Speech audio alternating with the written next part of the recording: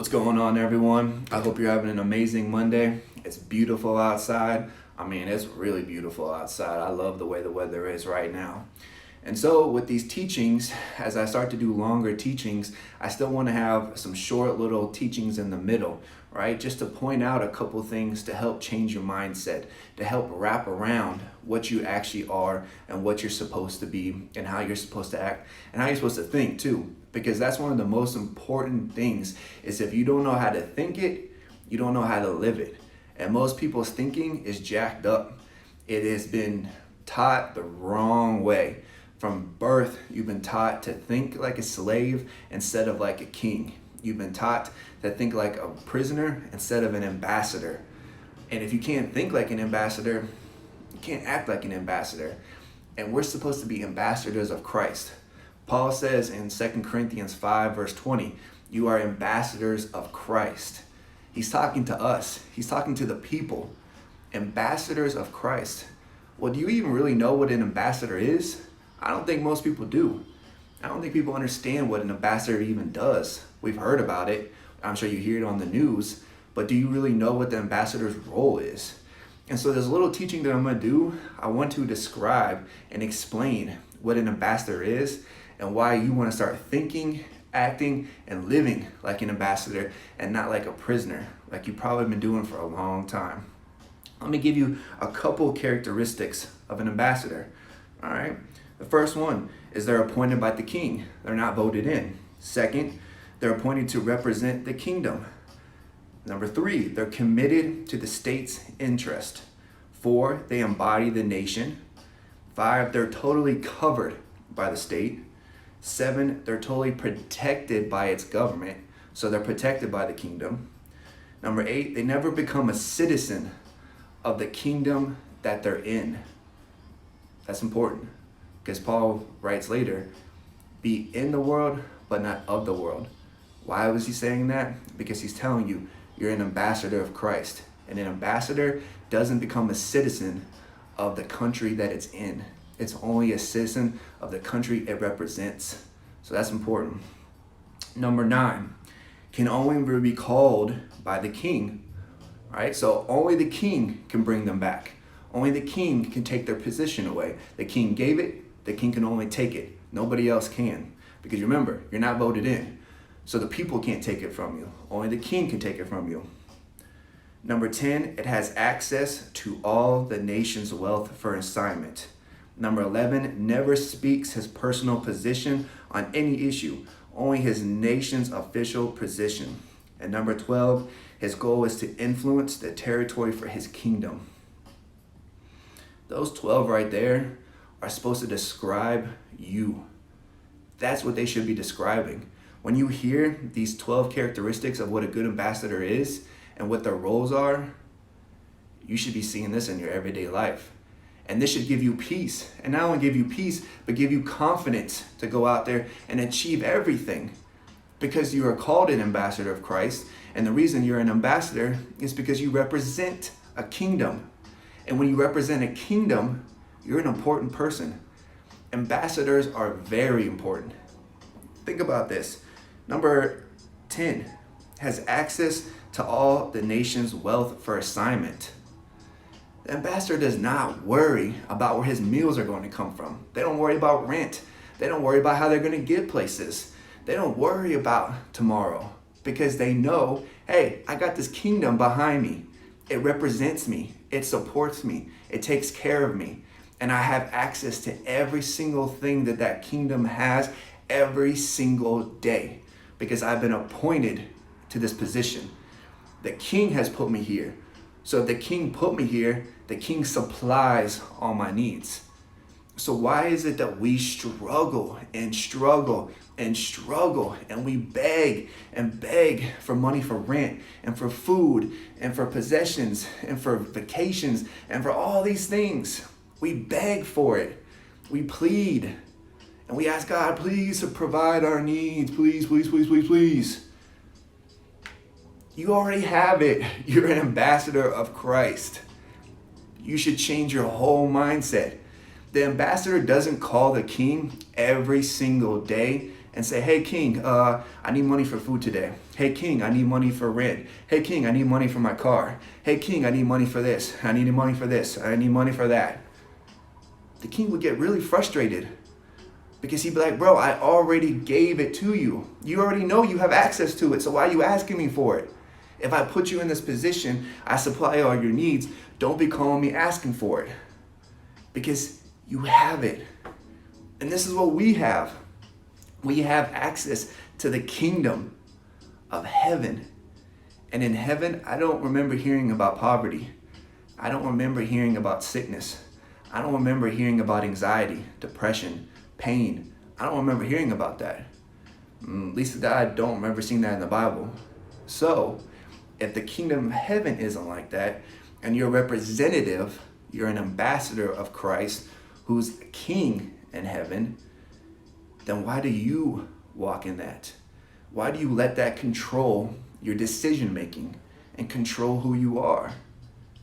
This is real important. We don't understand what the word actually even means. This is what I was talking about when I was saying actually reading the word and actually understanding it and not just being able to quote it so that you can sound like you read the word and sound like you're spiritual, but you're really not because you don't even understand it and you probably haven't been taught the right way and your mind can't wrap around how much power and authority and how much abundance and blessings you actually have. And if you can't wrap your mind around it, then you can't walk in it. Because one thing about the kingdom of heaven, its flaw, if it has a flaw, but its flaw is you have to believe it to be able to walk in it. You have to believe it without a doubt, and it comes to you. Then the abundance and everything is there. But if you don't believe it, it's not going to work for you. It doesn't. And if you let these fleshly desires control your decision making, then your spiritual side cannot show you the power that you have.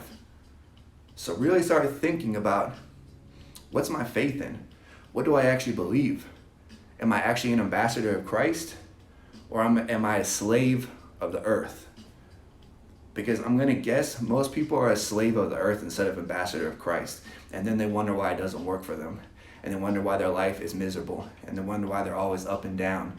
And sometimes it's good, sometimes it's bad. But there's more bad than there is good. That's not what you're supposed to live like. That's not what you're supposed to have. If that's what the kingdom of heaven's like, why we want to go there? Why? All you hear about is the glory of the kingdom of heaven. And so we just like, oh, well, I'm going to suffer on this earth for a while and then I get to go to the glory. Nope. That's not what it's supposed to be. And not only that, but you're an ambassador of Christ. You're a representative of it. So your life should look just like it every single day.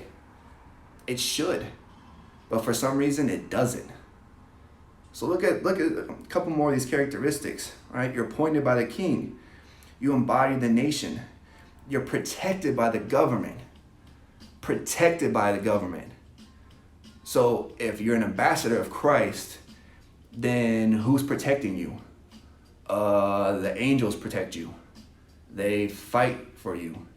They surround you and take care of you. When Jesus was tempted in the wilderness, and after he told Satan to go away, which I'm going to teach on that eventually, because I think a lot of people miss what was actually going on there.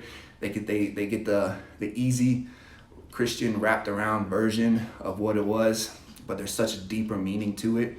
But after he tells Satan to flee, the verse says that the angels came and witnessed to Jesus. They came and took care of him. They came and loved on him because that's what their job is. The job is to take care of the ambassadors of its kingdom. That's what their role is. But we don't even understand it and we don't think about it. We have an army protecting us every single day if you believe you're an ambassador of the kingdom. All right, number 11. Never speaks his personal position on any issue, only his nation's official position. That right there, that's what I'm going to end on. That's a huge point. The ambassador speaks what the kingdom tells him to speak.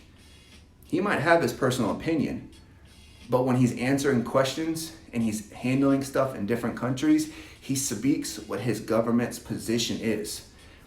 That gets most Christians in a lot of trouble because we love to give our personal opinion. Yeah, we quote the scripture, but then we love to give our personal opinion when we haven't even studied what the scripture says.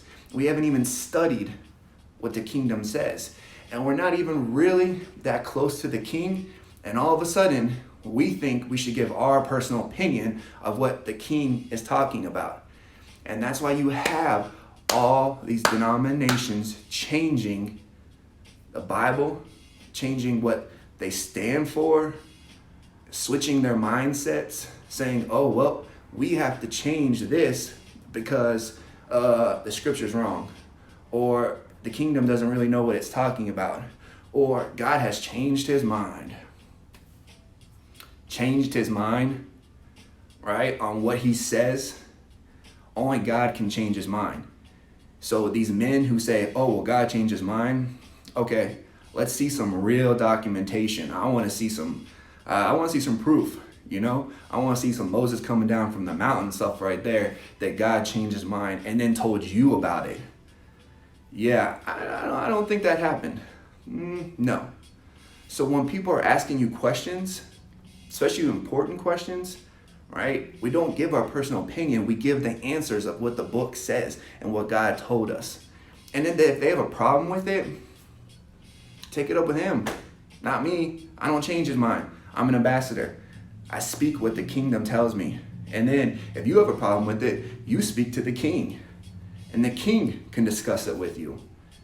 But be careful bringing it to him if you don't really understand what he's talking about. But it takes all the burden off of us. The abundance, the peace, the protection, the wealth that comes from it. And not wealth as like, that's what you should be striving for. But you shouldn't be worrying about these daily things. All right, Jesus said, thank God for your daily bread. Not your once a month, not once a week, you know. What did the Israelites have every single day? They had bread every single day. And they still worried and complained. And that's what we do now. We do that as Christians today. We do this. We let this religious mindset get in, and this mindset that we have to suffer. No, you don't. Ambassadors don't suffer. Ambassadors are taken care of. They're loved. They're protected. They speak what the kingdom tells them. They walk it out. They're protected in everything that they do. Change your mindset. Really, really, really change your mindset. Start believing that you're an ambassador of Christ and not a slave of this world. Please. I'm going to hit these teachings I'm going to try to hit them every day. Try to get this out there because you guys have to understand who you are and what you represent. Have a great Monday. Enjoy it. Be blessed. Have a beautiful day.